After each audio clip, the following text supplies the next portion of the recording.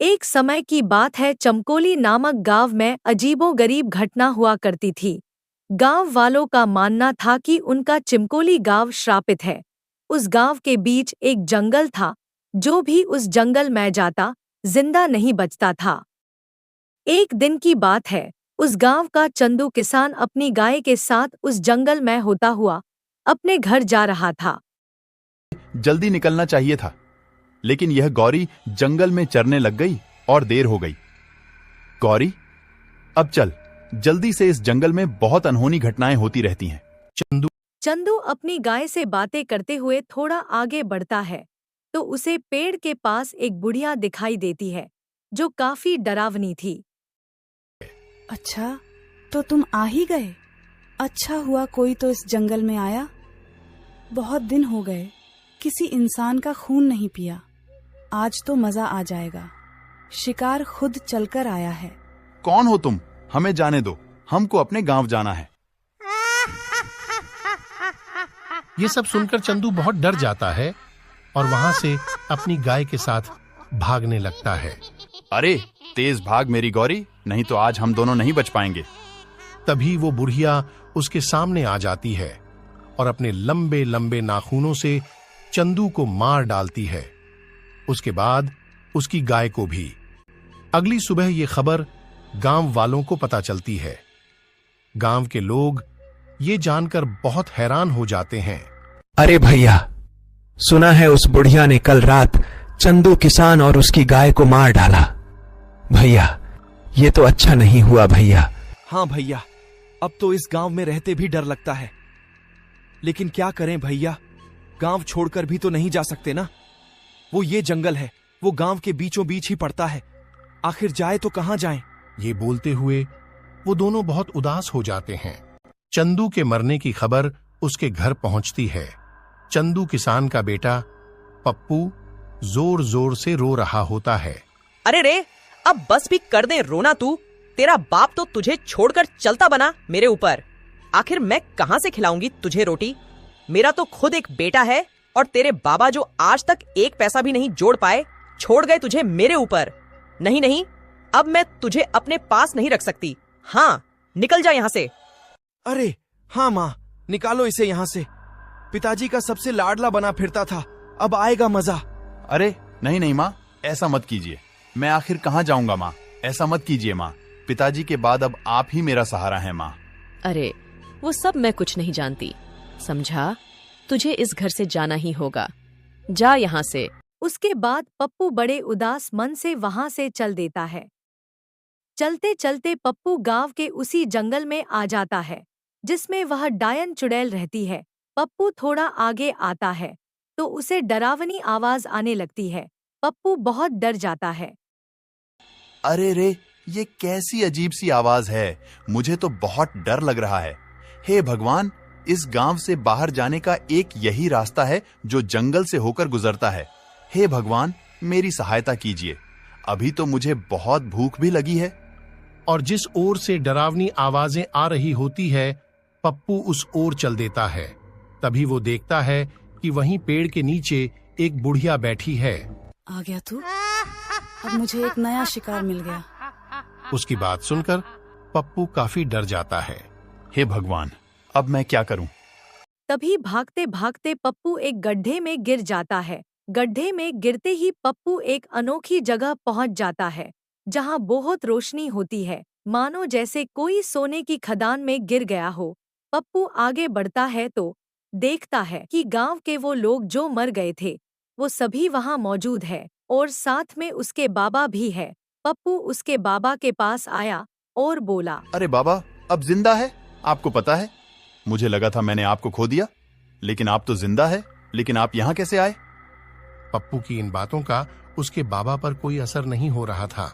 अरे बाबा, आप बोलते क्यों नहीं? तभी पप्पू के पास एक साधु बाबा आता है। पप्पू उसे देखकर डर जाता है। अरे बेटा, तुम मुझसे डरो मत, मैं तुम्हें कुछ भी नहीं करूंगा। इस जादुई जंगल में आसानी से कोई नहीं आ सकता। अगर तुम यहाँ आए हो तो जरूर तुम में कोई खास बात अवश्य है। लेकिन आप कौन हैं?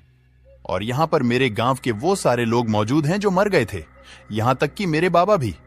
मेरी तो कुछ समझ नहीं आ रहा है। बेटा, मैं इस जंगल में कई वर्षों से तपस्या कर रहा था कि अचानक एक दिन यहां पर एक औरत जो पिशाचिनी थी वो आ गई।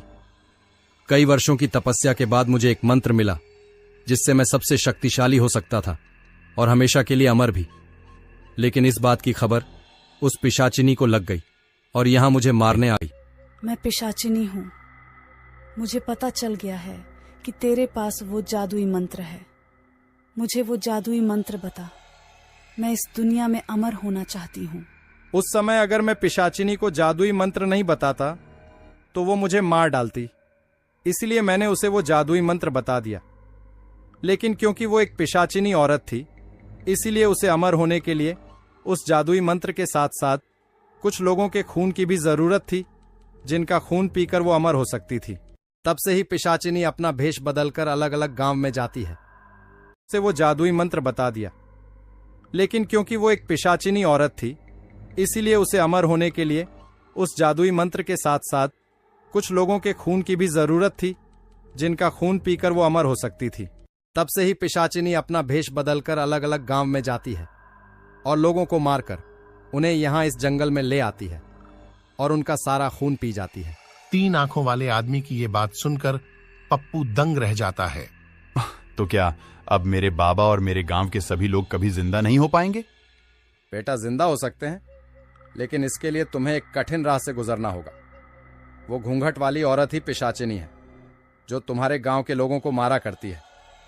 अब बस उसे कुछ ही लोगों के खून की जरूरत है, जिसके बाद वो उस जादुई मंत्र से अमर हो जाएगी।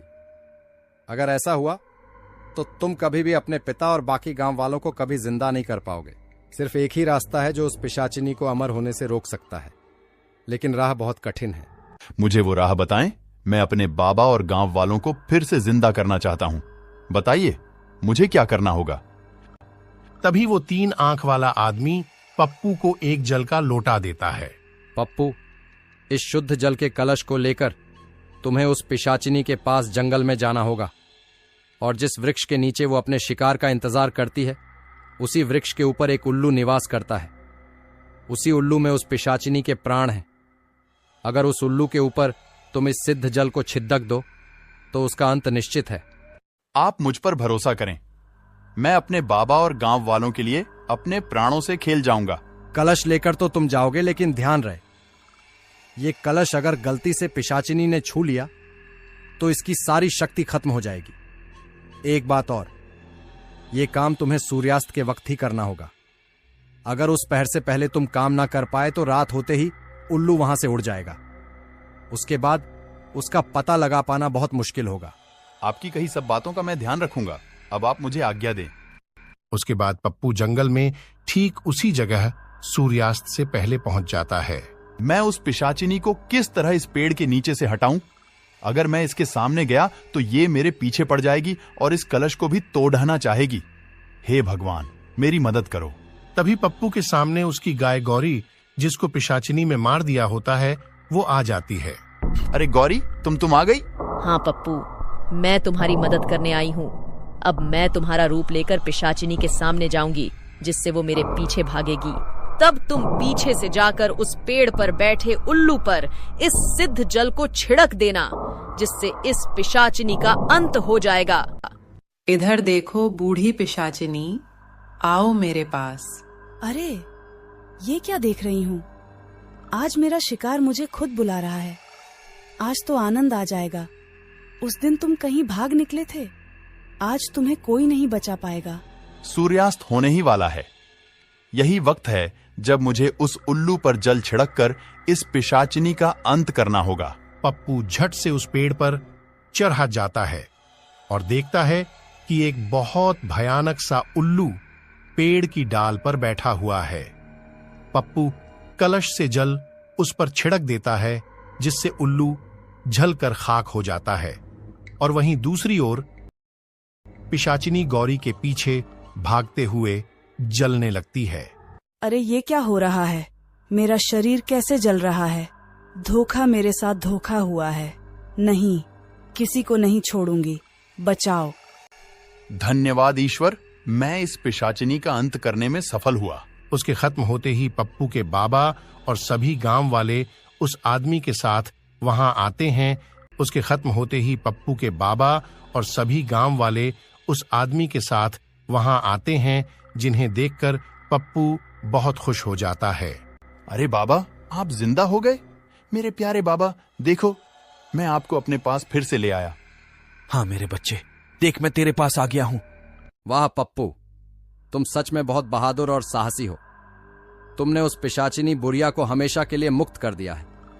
अब वो बहुत दूर जा चुकी है। अब तुम्हारा गांव शापित नहीं रहा। अब किसी भी गांव वाले की मौत नहीं होगी, और ये सब तुम्हारे ही कारण हुआ है।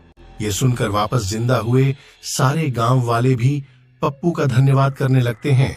मुझे माफ कर दो पप्पू, मैंने तुम्हारे साथ बहुत गलत व्यवहार किया। मेरे मन में आपके लिए कोई कड़वाहट नहीं है माँ। देखो पिताजी अब हमारे साथ है, अब हम सब साथ रहेंगे। अरे वाह बेटा, तुमने जो हमारे लिए किया वह कोई नहीं कर सकता। तुम वाकई ही हमारे गांव के नायाब हीरे हो। हम तो तुम्हें पाकर धन्य हो गए बेटा।